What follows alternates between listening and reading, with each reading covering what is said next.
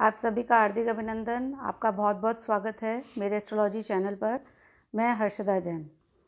आज जिस टॉपिक पर मैं वीडियो बनाने जा रही हूँ वो कस्पर इंटरलिंक्स का एक बहुत ही इम्पॉर्टेंट टॉपिक है, तो प्लीज़ इस वीडियो को लास्ट तक ज़रूर देखिएगा। आप ये समझ सकते हैं कि ये जो आज टॉपिक है ये एक कस्पर इंटरलिंक्स का मेन बेस है, तो प्लीज़ इस वीडियो को आराम से पेशेंटली देखिए। मैं आपको बहुत डिटेल में समझाने का प्रयास करूँगी, तो इस वीडियो को आप एंड तक ज़रूर देखिए। तो चलिए आइए बोर्ड पर चलते हैं और इसको समझते हैं। जैसा कि हमने पिछले वीडियोस में देखा कि हर प्लैनेट अपने नक्षत्र लॉर्ड का रिजल्ट देता है। अब उसी नक्षत्र लॉर्ड को हमने पहले 9 असमान हिस्सों में डिवाइड करके सब लॉर्ड्स बनाए और फिर एक सब लॉर्ड को 9 असमान हिस्सों में डिवाइड करके हमने सब लॉर्ड्स बनाए, और इस तरह हमने 360 डिग्री का जो ज़ोडिएक था उसको हमने 2193 सब लॉर्ड्स में कन्वर्ट कर दिया।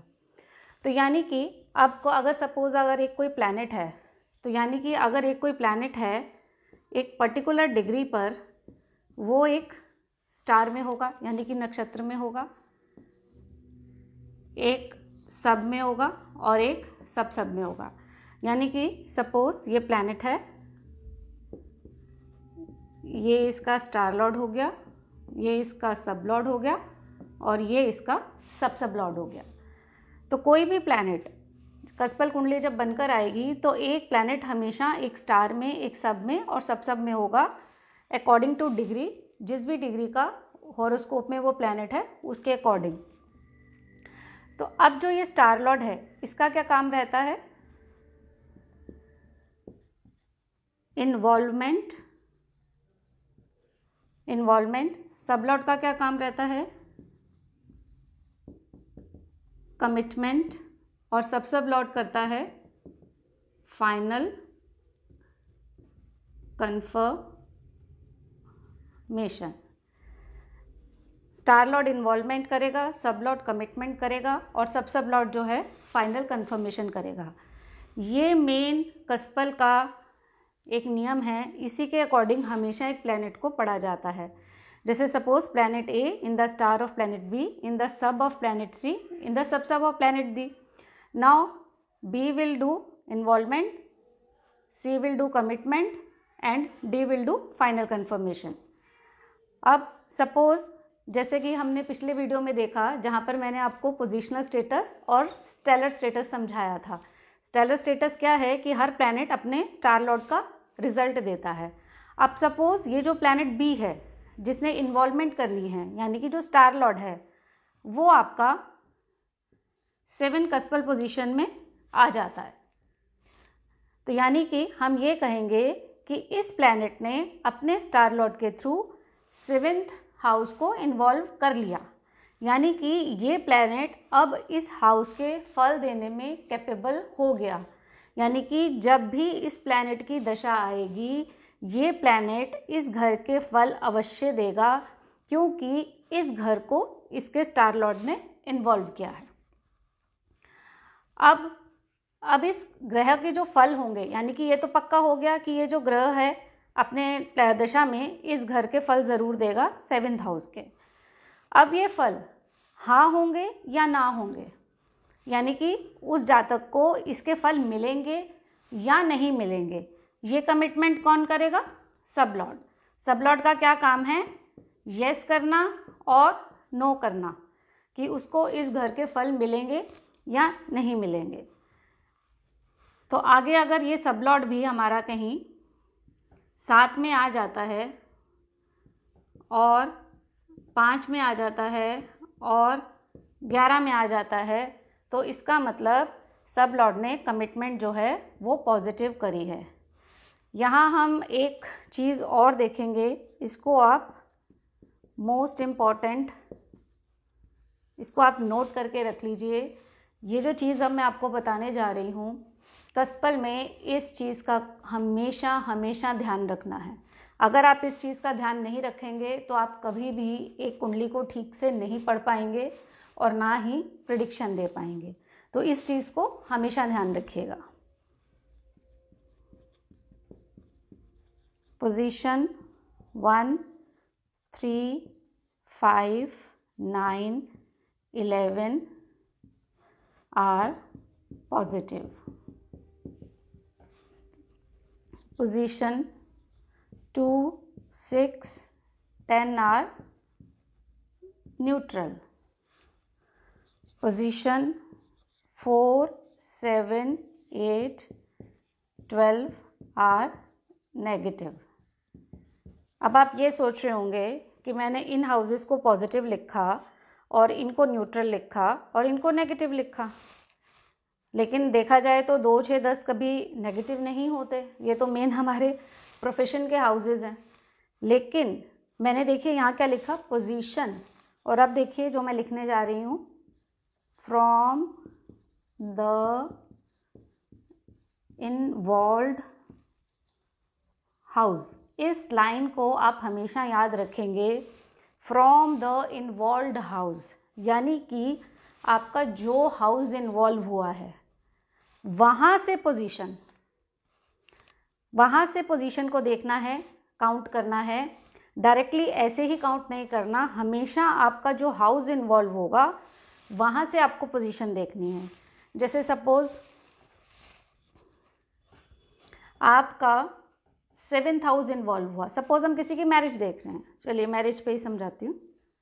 सपोज ये मैरिज देखी जा रही है, मैरिज के लिए हम चार्ट को देख रहे हैं. अब मैरिज के लिए मूल भाव क्या रहेगा, 7वां. मूल भाव रहेगा 7वां और 5 और 11 उसके सहायक भाव रहते हैं, यानी कि सपोर्टिंग कस्प रहते हैं. 5 और 11 क्यों, देखिए 5वां घर होता है लव का, रोमांस का, मैग्नेटिक अट्रैक्शन का, और 11वां घर होता है फुलफिलमेंट ऑफ प्रॉमिस का भी, और आपकी इच्छा पूर्ति का भी वो घर है, और हमेशा वो गेन ही कराता है. तो अगर 7th हाउस की इन्वॉल्वमेंट हुई है, यानी कि उसको 7वें घर के फल मिलने तय है. अब हमारा सब लॉर्ड का क्या काम है, हाँ करना या ना करना, कि यानी कि ये जो उसका हाउस इन्वॉल्व हुआ है उसके फल उसे मिलेंगे या नहीं मिलेंगे. अब हमारा सब लॉर्ड भी कहीं 7 में आ जाता है और 5 में आ जाता है और 11 में आ जाता है. ठीक है. अब हमें जो पोजीशन ये चेक करनी है, हमें कहाँ से चेक करनी है, 7th हाउस से. अब 7th हाउस से अगर हम 7 ही देखेंगे तो ये यानी कि पहली पोजीशन हुई, ये पॉजिटिव हुई. अगर हम 5 को देखेंगे तो ये 7th हाउस से 11th पोजीशन हुई. देखिए 11th इज पॉजिटिव, तो ये भी पॉजिटिव हो गई. अगर हम 11 को देखेंगे तो 7th हाउस से ये जो है 5th पोजीशन हुई, ये भी पॉजिटिव है. इट मीन्स कि जो हाउस इन्वॉल्व हुआ था सब लॉर्ड ने उसकी कमिटमेंट कर दी, और वो कमिटमेंट बहुत पॉजिटिव है. सारी की सारी इसकी पॉजिटिव लिंकेजेस आई हैं. अब सब लॉर्ड का क्या काम रहता है, सब लॉर्ड का काम रहता है फाइनल कंफर्मेशन, यानी कि अंतिम पुष्टिकरण. इस सब लॉर्ड को भी किसी फेवरेबल हाउस में आना ज़रूरी है, तभी ये प्लैनेट उस इवेंट को देगा. यानी कि सब लॉर्ड भी कहीं आपका 7 में आ जाए और 5 में आ जाए और 11 में आ जाए और किसी भी फेवरेबल कस्प में आ जाए, फ्रॉम दी इन्वॉल्व्ड हाउस. ये हमेशा याद रखिएगा कि जो हाउस इन्वॉल्व हुआ है वहाँ से, मतलब हमें जो ये पोजीशन सब लेवल पे चेक करनी है वही चीज़ें हमें सब लेवल पे भी चेक करनी है. कि अगर सब लेवल हमारा कहीं फेवरेबल पोजीशन में नहीं आता है तो इट मीन्स ये प्लैनेट अपनी दशा में इस इवेंट को नहीं देगा. अब इसको एक तरीके से और समझते हैं.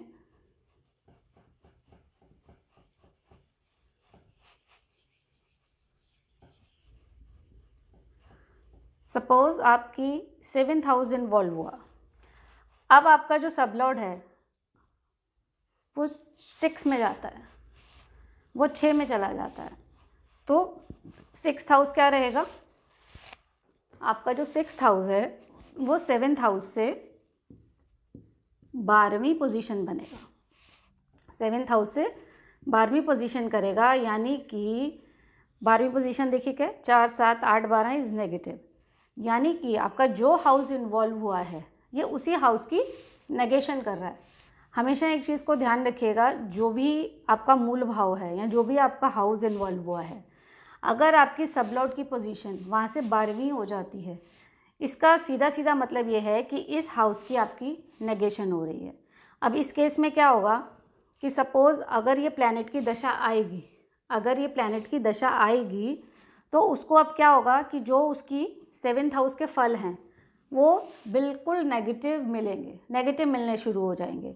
सपोज़ अगर ये अनमैरिड है तो इस पीरियड में इसकी शादी होने वाली नहीं है, और सपोज़ अगर ये मैरिड है तो लेकिन खैर उसके लिए कुंडली का प्रॉमिस भी बहुत ज़रूरी है, तो ये जो दशा होगी उसको डाइवोर्स देगी। लेकिन डाइवोर्स के प्रॉमिस के लिए मैं कहूँगी अगर आपकी कुंडली में डाइवोर्स का प्रॉमिस है तब ये दशा उसके लिए बिल्कुल सूटेबल है। अदरवाइज़ अगर किसी की कुंडली में डाइवोर्स का प्रॉमिस नहीं है, मैरिड लाइफ नॉर्मली अच्छी है, कभी कभी ये देखा गया है कि इस तरह की जो दशा आती है, ठीक है थोड़ी उनको मैरिड लाइफ में प्रॉब्लम दे सकती है, लेकिन अगर उनका प्रॉमिस अच्छा है तो मैं नहीं मानूंगी कि ये डाइवोर्स देगी। ये माइट भी उनको सेपरेटेड करा देगी। सेपरेटेड किस वे में, कई बार क्या होता है कि हस्बैंड वाइफ दोनों जॉब कर रहे हैं तो कुछ समय के लिए उन्हें सालों 2-3 साल तक किसी प्रोजेक्ट पर गए तो उन्हें अलग रहना पड़ता है, तो माइट भी वो यहाँ पर ये वो सेपरेशन हो जाएगा। तो ये डिपेंड भी इस चीज़ पे भी डिपेंड करता है कि आपका अपना कुंडली का प्रॉमिस कैसा है। इसी तरह अब अगर सब लॉर्ड की पोजीशन आपकी 10 में आ जाती है, सब लॉर्ड की पोजीशन आपकी 10 में आ जाती है, तो 10वां घर कहाँ क्या होगा, 7वें से, देखिए 7 से यहाँ से काउंट करिए, ये 7वां घर है, 1 2 3 4, यानी कि फोर्थ पोजीशन इज नेगेटिव, तो ये भी नेगेटिव हो जाएगा। और इसी तरह अगर आपका सब लॉर्ड चला जाता है दूसरे में, तो देखिए काउंट करिए, 1 2 3 4 5 6 7 8, तो ये 8वीं पोजीशन बनेगी 7वें से, तो जो कि वो भी नेगेटिव है क्योंकि 8वीं भी नेगेटिव है।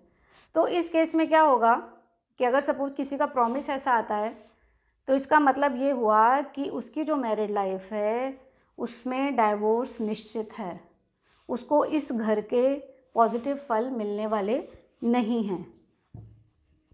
अगर कंडीशन ये होती है, दिस शोज़ कि married life will be very harmonious. आगे सब लॉर्ड भी कहीं 11 में आ जाता है, इस केस में मैरिड लाइफ बहुत अच्छी रहती है। सपोज़ यहाँ पर 5 11 के साथ आपका 6 भी आ रहा है और 2 भी आ रहा है, फर्दर 5 आ गया, 11 आ गया, तो इसमें क्या होगा कि मैरिड लाइफ में डिस्टर्बेंस तो रहेगी 2 और 6 के आने से, लेकिन 5 11 भी है तो उनमें आपस में प्रेम भी बना रहेगा। तो आपको इस कॉन्सेप्ट को हमेशा याद रखना है कि कौन सा हाउस आपका इन्वॉल्व हो रहा है, और स्टार लॉर्ड हमेशा इन्वॉल्वमेंट करेगा, सब लॉर्ड कमिटमेंट करेगा और सब लॉर्ड फाइनल कन्फर्मेशन करेगा। अब सब लॉर्ड का एक रोल और है, वो मैं आपको समझाती हूँ।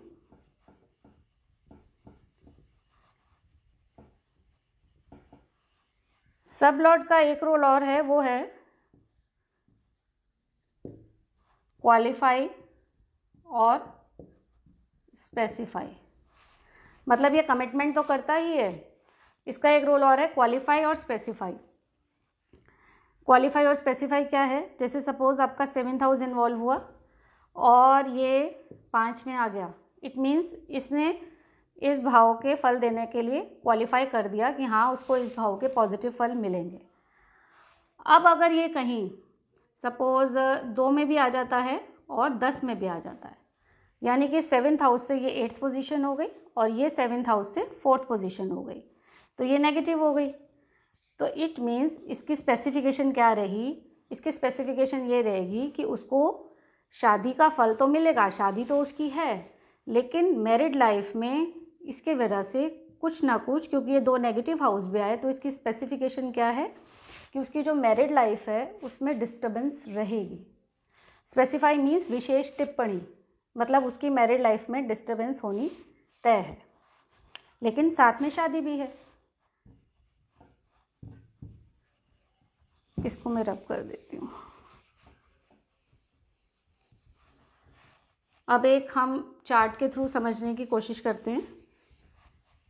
जैसा कि कस्पल इंटरलिंक्स का नियम है कि अगर हमें किसी भी चीज़ का प्रॉमिस पढ़ना है तो हमें उसके सब लॉट से पढ़ना है, हमें उसके सब लॉट से पढ़ना है। तो जैसे सपोज असेंडेंट का सब लॉट क्या है, देखिए वीनस है। मैं थोड़ी जगह की कमी की वजह से यहाँ प्लैनेट्स की पोजीशन नहीं लिख पाई, लेकिन मैं उसको आपको समझा देती हूँ। सपोज देखिए वीनस कहाँ है, एरीज साइन में है, तो ये या तो केतु और वीनस और सन में से ही किसी एक स्टार में होगा। चलिए वीनस के ही स्टार में है,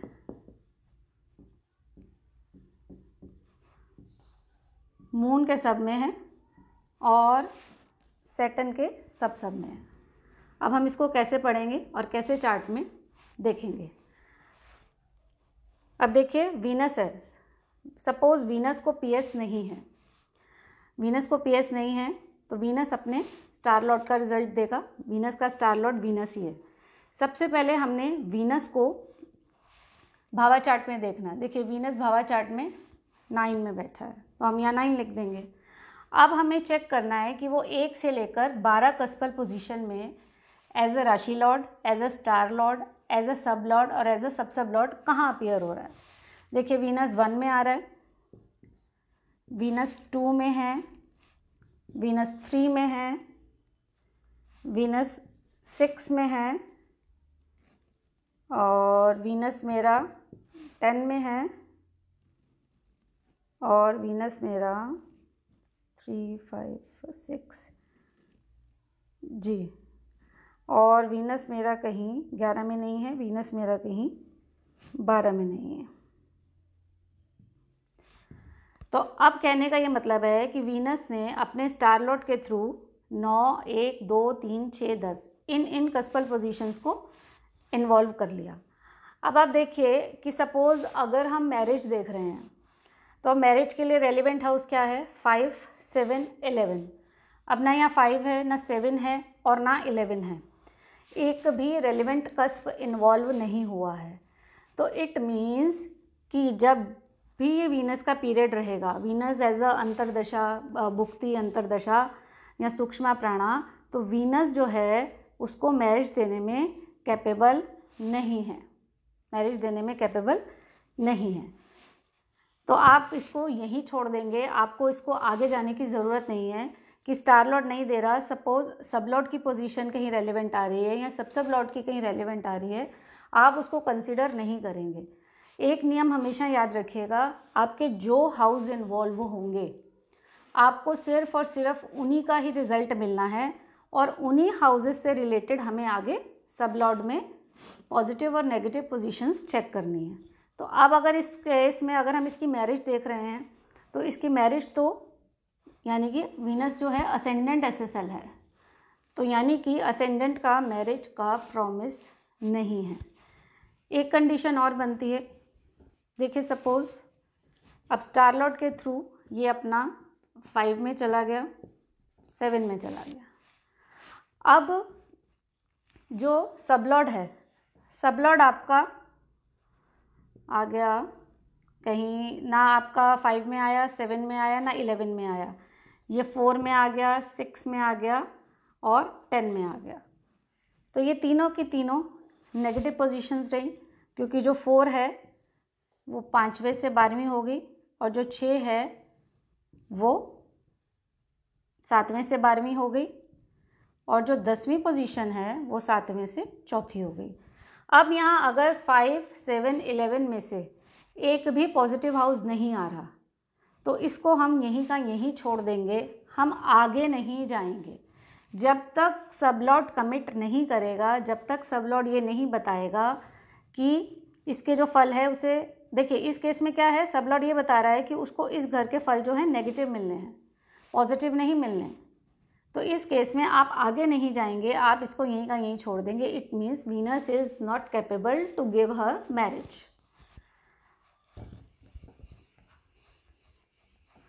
एक कंडीशन और बनती है, जैसे मैंने आपको बताया कि 2, 6, 10 इज़ न्यूट्रल पोजीशन। अगर आपका 7th हाउस इन्वॉल्व हुआ है, सब लॉर्ड इज इन 8 और यहाँ ये 12 में चला जाता है, यहाँ ये चौथे में चला जाता है। इस केस में क्या होगा, 7वें से 8वां कौन सी बनेगी, दूसरी पोजीशन, और 7वें से 12वीं अगर हम लेंगे तो ये बनेगी छठी पोजीशन। देखिए 1, 2, 3, 4, 5, 6 और जो चौथी बनेगी ये बनेगी 10वीं पोजीशन। यानी कि ये तीनों के तीनों घर हमारे न्यूट्रल हो गए। ये क्या करेंगे, ये इसकी जो सिग्निफिकेशंस है ना उसको बढ़ाएंगे ना उसको घटाएंगे। तो इस केस में क्या होगा, इस केस में हम आगे जा सकते हैं। इस केस में क्या होगा, अगर सब लॉर्ड कहीं 11 में 5 में आ जाता है तो ये इसको शादी दे देगा, क्योंकि सब लॉर्ड की जो पोजीशन है वो न्यूट्रल है कि वो इसके फलों में ना तो कोई वृद्धि कर रहा है और ना उसमें कहीं कमी कर रहा है। एक चीज़ और समझिए, सपोज ये अपने स्टार लॉर्ड के थ्रू 7 में गया। अब यहाँ पर आपका 5 आया, 11 भी आया, लेकिन साथ में आपका 6 भी आ गया और 2 भी आ गया। इस केस में शादी होगी, क्यों, बिकॉज दीज आर पॉजिटिव, यहाँ कर रहे हैं कि इवेंट होगा, and these are negative houses, जो कि ये बता रहे हैं कि इवेंट में जो है डिले होगा या इसकी मैरिड लाइफ अच्छी नहीं बनेगी। Because this channel is running. हमारा एक चैनल बनना बहुत ज़रूरी है कि आपको हर लेवल पे, स्टार लेवल पे, सब लेवल पे और सब लेवल पे आपको फेवरेबल हाउस आने ज़रूरी हैं। अगर सब लेवल पे नहीं आएंगे तो आप उसको छोड़ दोगे, आप आगे नहीं जाओगे। और सपोज़ आपके सब लेवल पे ये आपके 5, 11 आ गए, फर्दर आपका जो सब लॉर्ड है वो किसी फेवरेबल कस्प में नहीं आता। सपोज़ वो 5 में नहीं आ रहा, 11 में नहीं आ रहा, 9 में नहीं आ रहा, 3 में नहीं आ रहा, वो फर्दर आगे 6 में आ जाता है, 10 में आ जाता है। तो इस केस में ये प्लैनेट शादी नहीं देगा, क्योंकि सब लॉर्ड का भी किसी एक फेवरेबल कस्प में आना ज़रूरी है।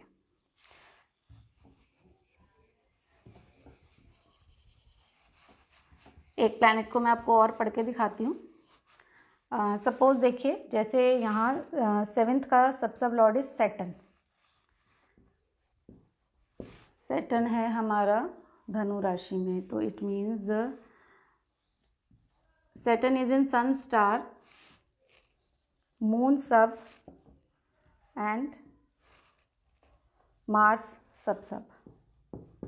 ये स्टार लॉर्ड हो गया, ये सब लॉर्ड हो गया और ये सब लॉर्ड हो गया। इसको हम बोलते हैं सोर्स प्लैनेट। और ये हमारा 7th SSL है। अगर हम सपोज़ किसी की शादी देख रहे हैं तो 7th हमारा मूल भाव रहेगा और प्रॉमिस हम सब लॉर्ड से ही पढ़ते हैं। अब अगर सैटर्न को PS है, ठीक है, सैटर्न को PS है। अब सैटर्न को PS है, हम देखेंगे वो भाव चार्ट में कौन से घर में बैठा है। देखिए वो छठे घर में बैठा है, ठीक है, आप यहाँ 6 लिख लीजिए। उसके बाद 1 से लेके 12 कस्पल पोजीशंस में देखिए सैटर्न कहाँ आ रहा है। देखिए सैटर्न हमारा 2 में है, सैटर्न हमारा 2 में है, और सैटर्न हमारा 4 में है, सैटर्न हमारा 6 में है, सैटर्न हमारा 7, 8 और 12। यानी कि सैटर्न हमारा इन कस्पल पोजीशन में आ रहा है और 6 का रेजिडेंट है। अब सैटर्न का स्टार लॉर्ड क्या है, सन। सन देखिए भावा चार्ट में 7th का रेजिडेंट है, और कस्पल पोजीशन में अगर हम देखें तो सन हमारा 2 में है और सन हमारा 10 में है। यहाँ पर मैं आपको अभी सभी घरों को इसलिए लिखकर दिखा रही हूँ कि जिससे आपको पता चल जाए कि कस्पल पोजीशंस में कैसे चेक करना है। अदरवाइज़ अगर सपोज़ आप किसी की मैरिज देख रहे हैं, तो आप सिर्फ रेलिवेंट हाउस लेंगे 5, 7, 11। मेरा यहाँ पर ये पढ़ने लिखने का इसलिए मैं मैं इसलिए लिख रही थी कि आपको ये सब पढ़ना आ जाए कि किस प्रकार से हम पोजीशन देखते हैं। अगर सपोज़ इसका सिर्फ शादी का क्वेश्चन होता तो हम यहाँ सिर्फ 5, 7 और 11 में प्लैनेट्स की पोजीशन देखते। अब आगे सबलॉट पर जाते हैं। सबलॉट इज़ मून। मून जो है, सपोज़ मून को पीएस नहीं है तो हम इसको भाव चार्ट में कंसीडर नहीं करेंगे। और मून हमारा देखिए कहाँ आ रहा है, 1 में आ रहा है, और मून हमारा 7 में है, और मून हमारा कहीं नहीं है, मून हमारा कहीं नहीं है। Further sub lord is Mars. Mars को पीएस नहीं है, then we will not take here. अब मार्स को हम कस्पल पोजीशन में देखेंगे तो मार्स हमारा 4 में है, मार्स हमारा 9 में है, मार्स हमारा 11 में है। तो अब ये आपने सारे कस्पल पोजीशंस लिख ली कि स्टार लॉर्ड की, सब लॉर्ड की, सब लॉर्ड की। अब देखिए अगर हम यहाँ ग्रुपिंग करेंगे, सबसे पहले अगर हम शादी देख रहे हैं, शादी में देखिए सैटर्न हमारा 7 में आ रहा है, सन हमारा 7 में आ रहा है, यानी कि हमारा जो मूल भाव है वो इन्वॉल्व हो रहा है, 7th हाउस की इन्वॉल्वमेंट हो रही है। आगे सब लॉर्ड देखिए, सब लॉर्ड मून भी 7 में आ रहा है, यानी कि 7 की इन्वॉल्वमेंट होकर 7 से ही कमिट कर रहा है। This is excellent commitment, this is excellent linkage. अब एक चीज़ और देखिए, मून जो है हमारा ना तो 2 में है, ना मून हमारा 6 में है, और ना मून हमारा 10 में है, जो कि सबसे ज़्यादा नेगेटिव हाउस होते हैं। मून हमारा 1 में है, ये नेगेटिव करेगा बिकॉज 1 इज़ 7वें का 7वां है ये, तो ये हमारा नेगेटिव हो जाएगा क्योंकि ये 7th से 7th पोजीशन हो गई। लेकिन फिर भी ये इतना नेगेटिव नहीं करेगा बिकॉज 7th हाउस बहुत स्ट्रांगली आ रहा है। अब फर्दर हम आगे जाएंगे तो देखिए सब लॉर्ड जो है हमारा 11 में आ रहा है, 11 इज़ पॉजिटिव। सब लॉर्ड हमारा 9 में आ रहा है, 7th के लिए 9 पॉजिटिव है। सब लॉर्ड हमारा 4 में आ रहा है। अब जो 4th है 7th हाउस से 10th पोजीशन बनेगी, तो यानी कि ये हमारा न्यूट्रल हो गया। तो इस केस में इसकी शादी बहुत इजीली, बहुत आराम से होगी और उसकी मैरिड लाइफ भी बहुत ही अच्छी रहने वाली है। तो इस प्रकार से किसी भी आपको प्लैनेट को पढ़ना है तो पढ़ने का तरीका सिर्फ और सिर्फ यही है। आपको सिर्फ 2 बातों का हमेशा ध्यान रखना है। सबसे पहले तो आपको ये ध्यान रखना है कि आपका कौन सा हाउस इन्वॉल्व हुआ है, तो आपको पोजीशन जो है हमेशा वहीं से देखनी है। और एक आपको सबलॉर्ड की जो कमिटमेंट किस प्रकार की हो रही है उसको हमेशा देखना है कि वो न्यूट्रल हाउसेस से कर रहा है, नेगेटिव हाउसेस से कर रहा है या पॉजिटिव हाउसेस से कर रहा है। तो आज के लिए अभी बस इतना ही। आगे के वीडियो में फिर मैं आपको अब एक एक टॉपिक लेकर बताऊंगी, मैरिज, प्रोफेशन, जिस तरह भी जैसे जैसे एक एक टॉपिक लेंगे और उस पर मैं वीडियो बनाऊंगी। अगर आपको आज का वीडियो अच्छा लगा हो तो प्लीज़ लाइक और शेयर कीजिए और चैनल को सब्सक्राइब कीजिए और बेल आइकॉन को ज़रूर दबाइए जिससे आपको टाइमली नोटिफिकेशंस मिलती रहे। Thank you.